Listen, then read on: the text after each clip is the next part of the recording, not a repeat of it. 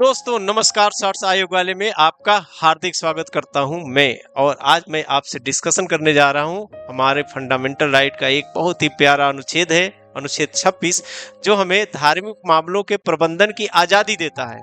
यह कहता है कि भारतीय संविधान का अनुच्छेद 26 सभी धार्मिक संप्रदायों और वर्गों को उनके धार्मिक मामलों का प्रबंधन करने की, याद रखना प्रबंधन शब्द भाई मेरे यहीं से प्रश्न बनते हैं, प्रबंधन की सामूहिक स्वतंत्रता देता है। यह अनुच्छेद सार्वजनिक व्यवस्था, नैतिकता आता है यहाँ भी कि क्या क्या रोक सकता है इसको।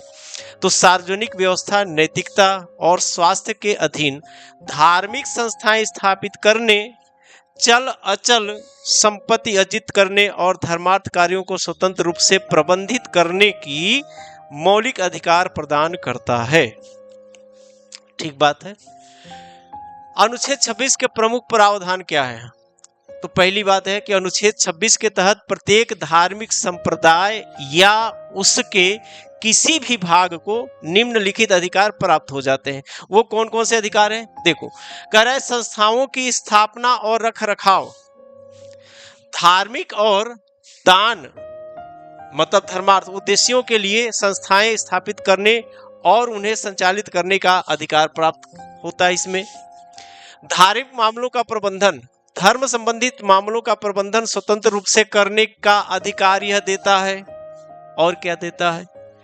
संपत्ति का स्वामित्व देता है, यानी संपत्ति का स्वामित्व, चल और अचल संपत्ति, ठीक है, के अर्जन और स्वामित्व का अधिकार देता है ये। और क्या देता है आपको? तो संपत्ति का प्रशासन आप कर सकते हो, उपरोक्त संपत्ति का कानून के अनुसार प्रशासन करने का भी अधिकार देता है ये। सामूहिक अधिकार देता है, यह व्यक्तिगत धर्म की स्वतंत्रता जो अनुच्छेद 25 कहता है उसके विपरीत एक समुदाय या समूह का सामूहिक अधिकार प्रदान करता है। बहुत इंपॉर्टेंट है, याद रखिएगा। ठीक है।